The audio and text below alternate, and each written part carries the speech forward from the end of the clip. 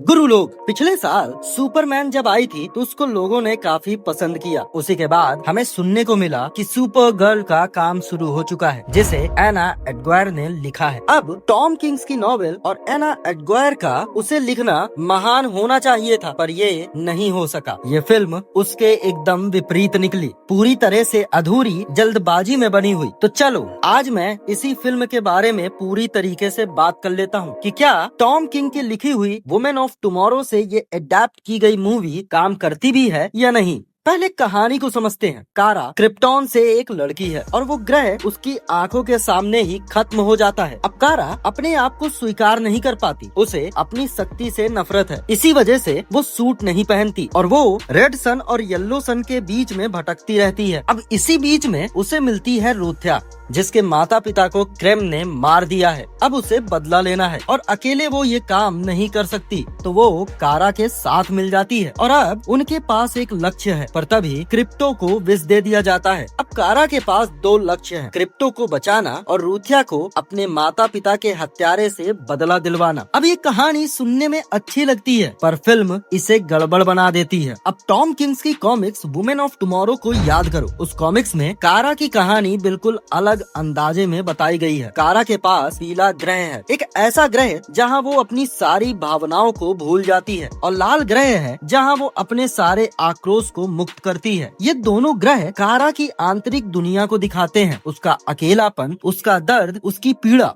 रूथ्या की भी अपनी एक कहानी है। उसके माता पिता की मौत सिर्फ एक घटना नहीं है, वो एक मार्मिक क्षण था। और कारा का उस दर्द को समझना, उसके साथ होना, ये कॉमिक्स का हृदय है। लेकिन इस फिल्म में एना एडग्वायर ने पीले ग्रह और लाल ग्रह को पूरी तरीके से दिखाया ही नहीं। वो गहराई जो हमें कॉमिक्स में देखने को मिलती है, वो यहाँ हमें देखने को नहीं मिलती। यहाँ बदले की एक कहानी है जो हम काफी फिल्मों में देख चुके हैं। अब फिल्म में कारा और रूथ्या के बीच में जो संबंध है वो भी क्वेश्चनेबल है। कॉमिक्स में कारा और रूथ्या के बीच में एक सीमा है। कारा अकेली है, घायल है, और रूथ्या को उस दर्द को समझना है, और कारा को रूथ्या के विश्वास को समझना है। यह एक धीमी प्रक्रिया थी, एक भावनात्मक यात्रा थी। लेकिन इस फिल्म में ये दोनों बस एक साथ हो जाते हैं और ये बहुत अजीब सा लगा। इसको थोड़ा सा समय जरूर देना चाहिए था। अब फिल्म की सिनेमेटोग्राफी की बात की जाए तो यह फिल्म कॉमिक्स के विजुअल्स को नहीं दिखाती, और यही सबसे बड़ी प्रॉब्लम भी बन जाती है, क्योंकि वो रंग कहाँ है ये आप प्रश्न करने लगते हो। कॉमिक्स के सिर्फ भाव ही नहीं बल्कि उसके विजुअल्स भी आपको उस दुनिया की एक पहचान दिलाते थे,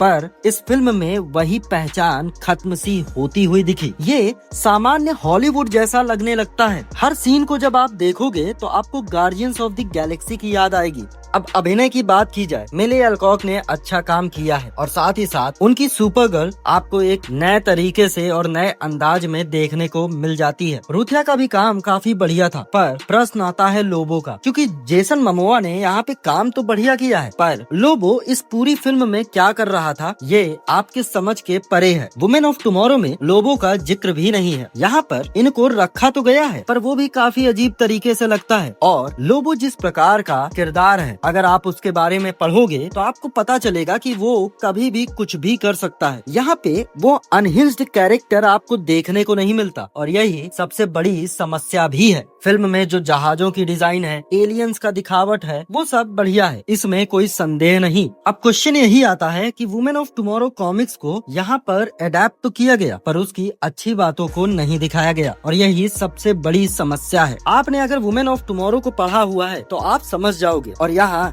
एना एडग्वायर ने इस कॉमिक्स को पूरी तरीके से गलत समझा। कॉमिक्स में क्रिप्टो की भी भूमिका काफी अलग थी, पर ये सभी बातें हम एक स्पॉइलर वीडियो में ही कर सकते हैं। पर इस रिव्यू वीडियो में मैं बस इतना ही कहूँगा अंत में जाने की ओर कि ये फिल्म एक बार देखने लायक जरूर है। आप इसे देख करके एंजॉय कर सकते हो। आगे आने वाली मूवी है क्ले फेस, और उसके बाद आ रही है सुपरमैन, पर उसके बाद क्या है ये हम किसी को नहीं पता। हालांकि एना एडग्वायर वंडर वुमेन लिख रही हैं, पर भाई लोग आज के लिए मैं बस इतना ही कहूंगा, क्योंकि इस पे बात अभी बहुत होगी स्पॉइलर वीडियो में। अभी के लिए बस एंजॉय कीजिए वीडियो। मैं मिलूंगा अगली वीडियो में, तब तक के लिए keep watching, keep decoding, bye bye, take care.